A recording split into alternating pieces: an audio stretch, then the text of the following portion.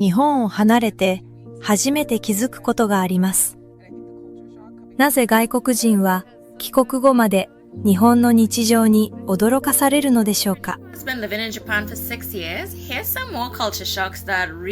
I was in Japan for 2 weeks and I've been back in the US for about a week, and I think the culture shock coming back to America was way worse than the culture shock going to Japan. Because going to Japan, I was like, oh my gosh, everyone's so courteous, everyone's so nice, it's so clean, it's so quiet, and the buses, the public transportation's amazing, the food's so clean and fresh and delicious. And then I got back here and everyone's loud and screaming and running around and not thinking about how their actions are impacting anyone. I'm driving again. I'm constipated already because the food here isn't good. When do you get over the Japan depression?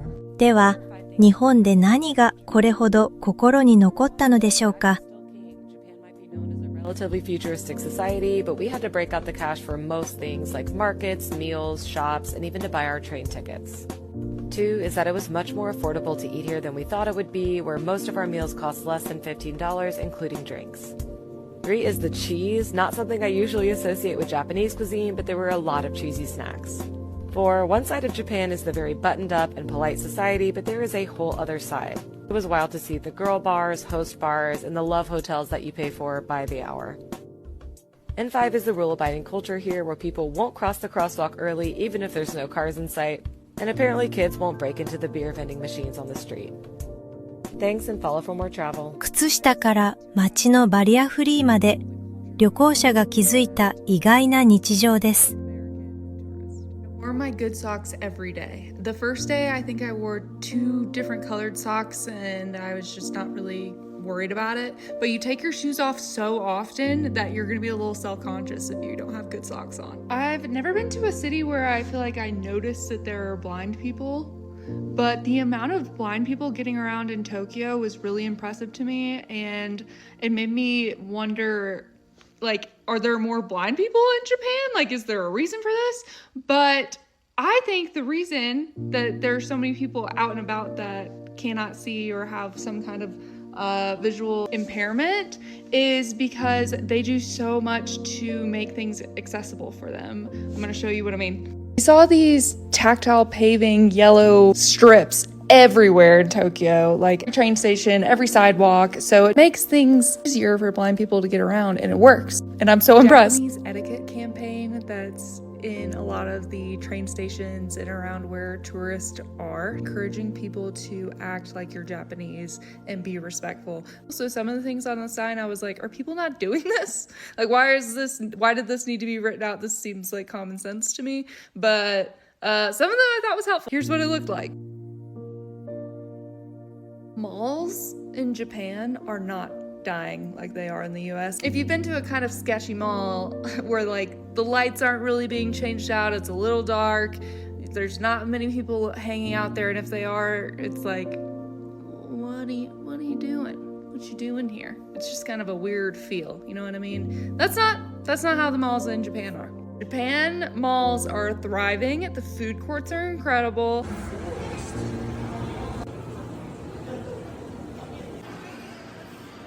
There's all these like arcades, claw machines.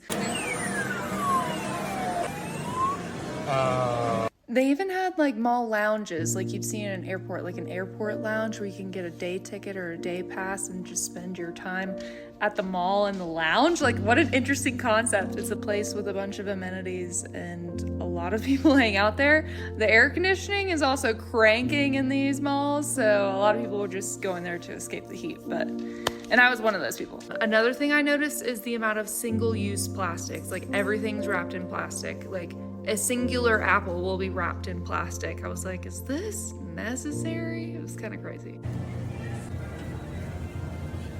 And I feel like I was pretty prepared for the restroom situation. Know enough about bidets that I know how to navigate that. But the thing I wasn't prepared for is sometimes in these nice malls is when you start pulling toilet paper, sound starts to like create privacy, and it could be like rainforest noise or like beach waves, but it's loud. It's so loud. So when it first came on, I was like, whoa, how did I do that? How do I turn it off? There's no way to turn it off. Once you like start pulling, it's your life now. You are in a rainforest. 落とし物が戻る光景は在住者にも大きな驚きでした。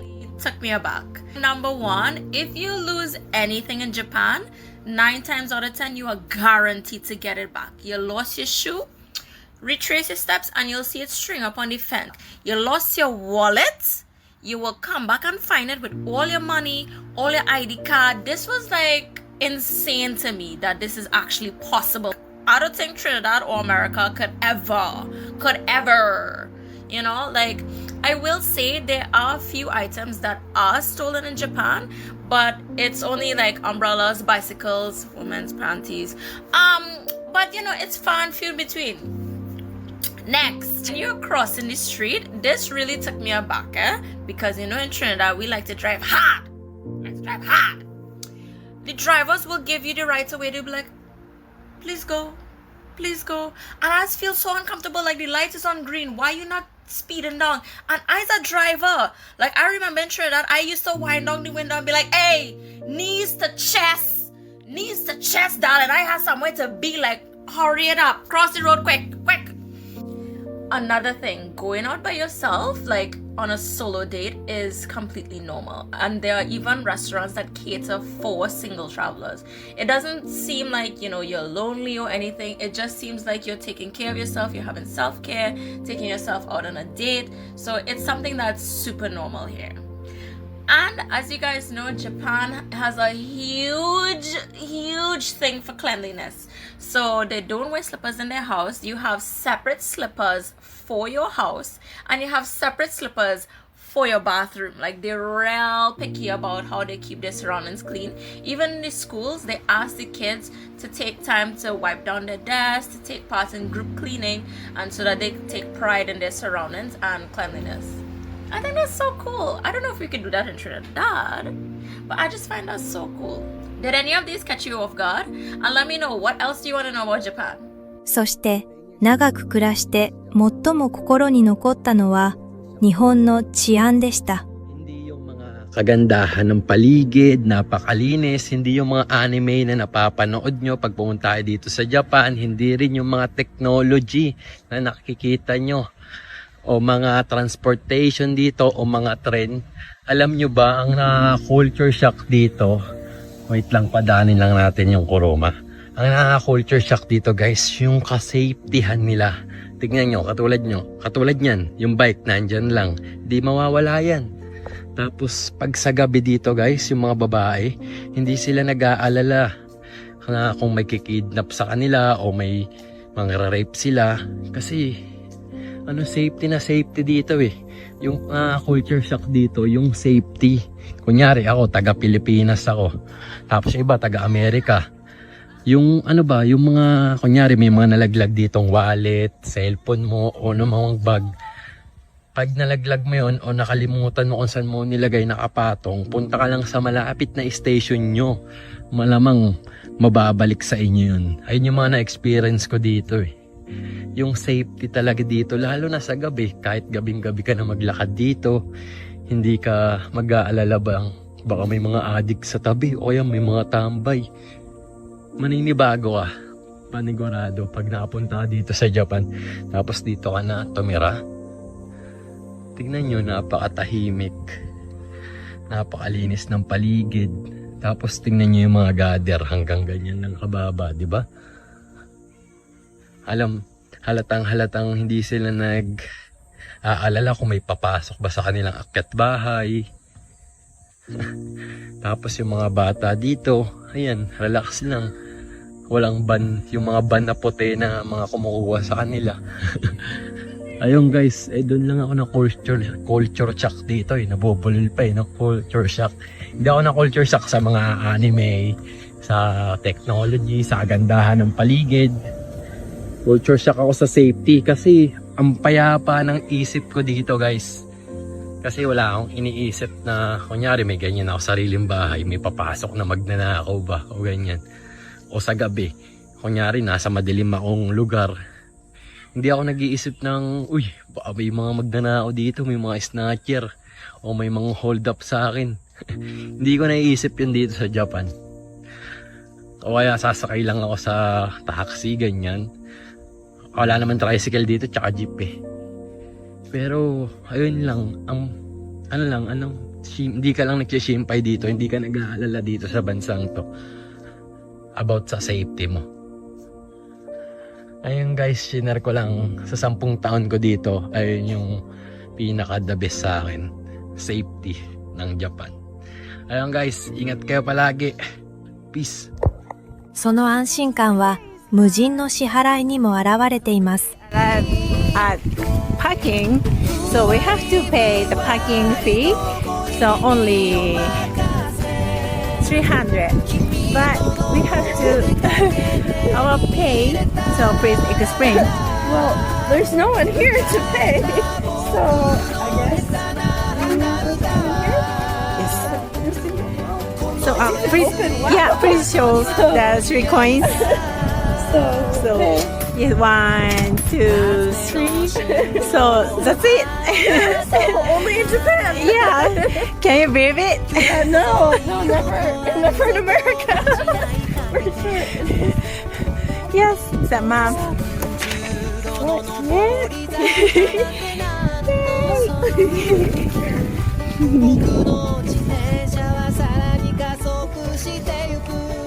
Tinggali guys, ya saya kerja di Jepang, ya culture shock, itu kultur shock. Ya, oh nu aneh dauh tapi tinggal ieu. Ieu teh gang. Nah, tadi teh gang. Tinggali. 1, 2, 3. Ini lampu merah. Karahkeun aya ningali gang di dieu make lampu merah. Ande aja redan ieu. When I arrived in Japan, I had such bad culture shock, and now coming back, I feel like I'm at home and I just left the culture shock behind in Taiwan. How crazy is that? When did that happen? 身近なトイレや街の清潔さにも驚きは続きます。Start with this one, the toilets. Obviously, I already knew that it's kinda advanced with like a lot of lights and noises and some buttons and stuff, and it still surprised me. I don't know why. Like when I first used it, I was like, this should be everywhere. To stay on the hygiene topic, everywhere you go, they give you wet wipes, which is kinda confusing but kinda cool, honestly. Even if you go just to the konbini and buy like an onigiri or something, they will still give you a wet wipe. Kinda cool. Of course, we all know Japan is an extremely clean country with clean streets and everything is shiny, etc. But what extremely surprised the hell out of me is that there's not a single trash bin. How did they make that happen? I don't know. You never find where to throw your trash. You have to carry it with you everywhere you go, which is kinda inconvenient, but still the streets are clean and that's what is most important, I guess.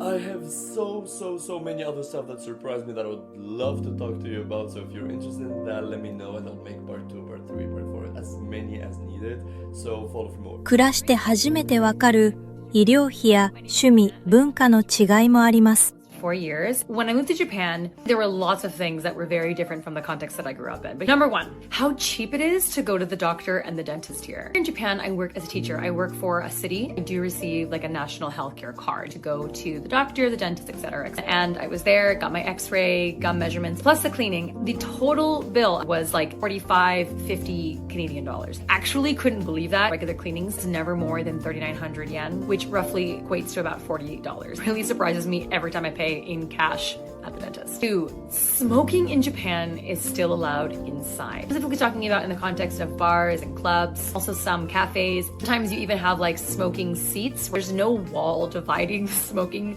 and the non-smoking section. Still a very predominant culture here. Number 3, otaku culture, but make it trains. The term otaku has taken on a culture of its own, to someone who's really into something. And in Japan, everybody kind of has their thing here. Pokemon, baseball, trains. There's a huge culture of people who wait for trains to take pictures of them. Kids as young as like 5, 6, 7 with little cameras, events and festivals, debuts or retiring of certain trains, buy train merch, like stamps at every train station. Culture around trains here is so interesting and I love it. Everybody, if you are interested in hearing more about more things that surprise me about living in Japan, just my life here in general, please follow at Mumisa's Power for more. 教習所ではイギリスとは異なる細かなルールが待っていました。Differences. Still have my book bag. Number 1 is personality testing. Here's mine for reference. They don't have these in the UK, but basically it's just to see if you're mentally prepared for the responsibility of driving. Number 2 are the very strict classroom-like lectures. You weren't allowed to have things out on the table. You were only allowed out your textbook, which had to stay in front of you, and then your file, which had to be on the left side. In the UK, you just study the theory at home by yourself. Number 3 is driving simulators. It's basically like being at an arcade playing like a video game. Yeah, it's crazy. These are actually extremely unhelpful. I honestly found riding a motorbike in real life much easier than the simulator, but yeah.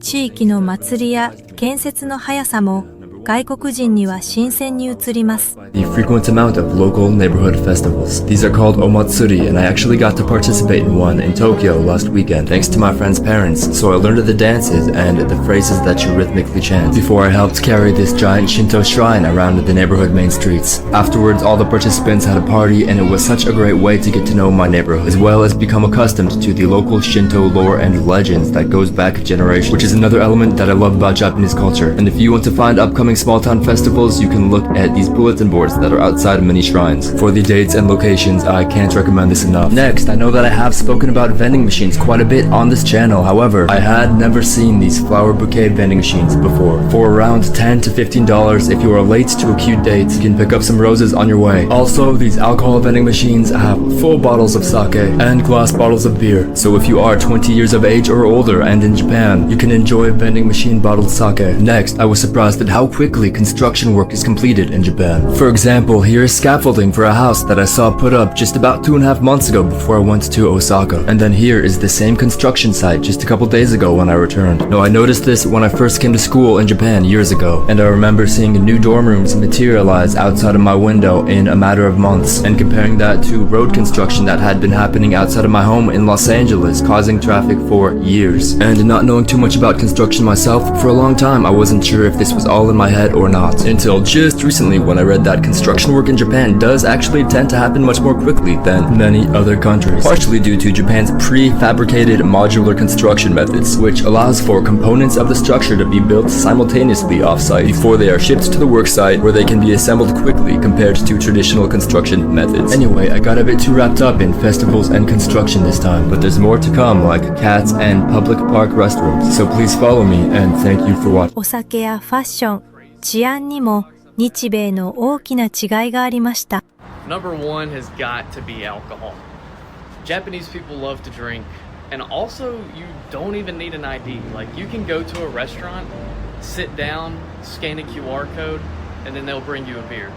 In America, you cannot do that. Never. Even if you're 40 years old, you have to have your ID. Always. It's illegal if you don't have your ID. I don't know if it is in Japan, but y'all are just like, hatachi so. Here's your alcohol. Cigarettes too. Japanese people love to smoke cigarettes. In America, nobody smokes cigarettes. It's always vaping. I don't know why though, to be honest. But like, the second shock I had coming to Japan was the fashion. All of y'all love to just dress crazy. Like, y'all have big ass pants, crazy shirts, like jewelry, colored hair, a bunch of crazy stuff. I mean, I like it. I've gotten into the Japanese fashion. It's crazy. It's really good, honestly. Third shock, probably safety. It's so safe here. Like, I don't feel scared to walk through some places. Like, it's not dangerous. I've never felt in danger. In America, there's been a couple times I felt like scared of where I'm at. But here, like, the police don't even have guns. That would be impossible in America. Absolutely impossible. Another shock I had was how clean it is. Everything is so clean. Like, I mean, just the street behind me, like, there's no trash on the road. I mean, the most trash you'll see is like cigarette butts, but that's about it. And then last thing would probably be, the public transport. So everything in Japan is so close together. You'll have trains, buses, you can ride bicycles. In America, that is impossible. At least my hometown, that is impossible. Not even a bicycle. I mean, the closest restaurant or store to my house is like 20 minutes by a car. There's no way we don't even have a train, actually. But let me know if y'all ever want to go to Japan or America. Let me know if you've been to America. I mean, yeah, that's it. See you. さらに、人との距離感や働き方には、より深い文化の違いがあります。They do not touch each other at all. Physical, and I don't mean like PDA, I mean as in they do not hug, they do not shake hands, they barely even high five. I've never seen a fist bump or any type of endearment in any or greeting in any type of way. When I first moved to Japan, my colleague transferred jobs, so she was at the school for 3 months, and when she left, I was obviously sad. It was my first 3 months, culture shock, whatever. So I went in to hug her to say goodbye because this is the last time I'm seeing her, and she went dead cold. She stood as if I had breached her trust. And I just remember feeling so awkward that I hugged her goodbye. And I would never ever hug someone in Japan after that.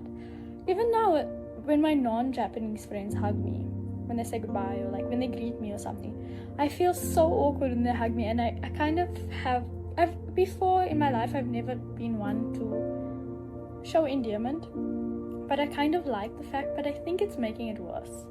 The second culture shock is that in South Africa we kind of don't think about what we have to say. We speak our mind. We have freedom of speech. If we have a problem, we talk to that person about the problem. If we have an issue, we speak to that person about the issue. We're never really like pretending something is okay, or we're not keeping the thing. But in Japan they have this system where it's like harmony. They're maintaining harmony. So if they feel that they do not like a service or they do not like a person, they would rather keep it to themselves and not interact with that situation than directly tell you. Now, working in that environment at first, I used to think it was so toxic, but now I kind of have adapted to it, because my family is very reactive, but it's our banter. It's not that they're reactive on purpose, it's just that that's how we communicate with each other, through like little arguments or so. Like we kind of just understand that. But now when it happens, I'm kind of like, I also developed that, like, you don't need to be doing that, like you don't need to argue, and I have to remind myself that what I'm living in is not my normal. But yes, that's the culture shock. The third culture shock is that they are perfectionists. They are perfect with everything they do, with their job. If they do something, they do it with their 100% utmost enthusiasm. Like if it's paving the roads or if it's anything, it's perfect 100% of the time. They're always checking things, they're always maintaining things. Sometimes I do work at a school, but sometimes I'm also at a like it's corporate school. So I also have, sometimes you just run out of work. It's just a normal thing in corporate. You just run out of work for like an hour or two, and then some weeks you just have so much work that you don't even know if you're going to make every deadline. And that's just the thing. But my colleague, like, and when you're in that situation, you like find something else to do, or I don't know if everyone does this, I'm just assuming.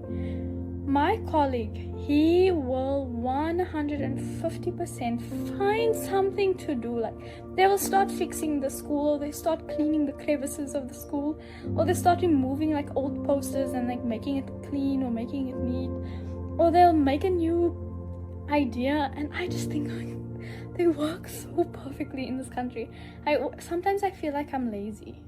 旅行者が気づいたゴミ箱や電車、タクシーの違いも見てみましょう。Talking about culture shocks or things that I wasn't expecting or surprised me during my time there. And just to preface, none of these things are negative things at all. They're just things that caught me by surprise or I wasn't prepared for prior to my trip. Okay, so the first thing that really caught me by surprise was the lack of accessible trash cans. Here in the United States, on the streets, bathrooms, things of that nature, there are trash cans everywhere to discard trash. I was incredibly surprised to find that in Japan, pretty much everywhere I went, there were almost no trash cans to be found. Now, when I was doing research before my trip, I had learned that Japanese people in their culture, when they have food or drinks, they like to sit and finish their food or drink and not necessarily carry the stuff with them. So I think that's a big reason why there are no trash cans pretty much anywhere. Now, you might be thinking, well, how do they wipe their hands after they go to the bathroom and wash their hands? Well, because Japan is so advanced technologically, there are pretty much no paper towels to be found anywhere, and almost every bathroom has like an automatic hand dryer. So my advice would be to bring some sort of large bag with you that you can, like a tote bag or something like that, that you can carry trash around with, because as a tourist, you're going to be on the move all day on trains. You're not really going to have a lot of time to sit, take your time, all that kind of stuff. So that's kind of how me and my friend were able to get around the situation. My next culture shock was just how quiet and respectful people are on public transit, specifically the metro. Now, I've traveled pretty much to most major cities across the United States. I've been to New York City quite a few times, and I've ridden the subway a bunch, and going from the New York City subway to the Tokyo metro is a complete night and day. In New York City, you'll see people screaming, throwing trash, just kind of being loud. Whereas in Tokyo, pretty much nobody makes a sound. In Japanese culture, people tend to be more quiet to themselves, and that is something that I definitely noticed on the public transit. I also noticed how when people would wait their turn to board the train, they would wait in a single file line, which like the New York City subway could never. Okay, the next culture shock has to do with taxis. While me and my friend were there, for the most part, we stuck to riding the metro as our main form of transportation, but we did use taxis a couple of times to get from the airport to hotels, all that sort of stuff. We're unaware of this prior, but when we went to actually get into the taxi, the door opens automatically by itself. Not one of like the sliding doors that you would see on a minivan, it just opens by itself. So that's kind of a random thing that was surprising to us. Okay, and the fourth thing that was pretty shocking to me was that I noticed that people tend to walk on the other side of the sidewalk than we do in the United States. I'm not 100% sure why this is. I think it may have something to do with the fact that they drive on the other side of the street than we do here. I kind of learned this the hard way because I'm used to walking on the right side of the sidewalk because that's usually how we do it here in the United States. And there were definitely a few situations where I almost collided with people, so don't do what I did. Okay, those are all the culture shocks that I have on my mind right now. I'm sure there's a lot more where that came from, so let us know if you'd like to hear more. 最後は電車の静けさを支える日本のマナーです。Many people avoid talking on the phone while riding the train. It's a way of respecting the people around you. That's why Japanese trains are often so quiet. Is it the same where you live? I'd love to know. You're always welcome. 外国人の驚きから日本では当たり前の日常を改めて見つめられます。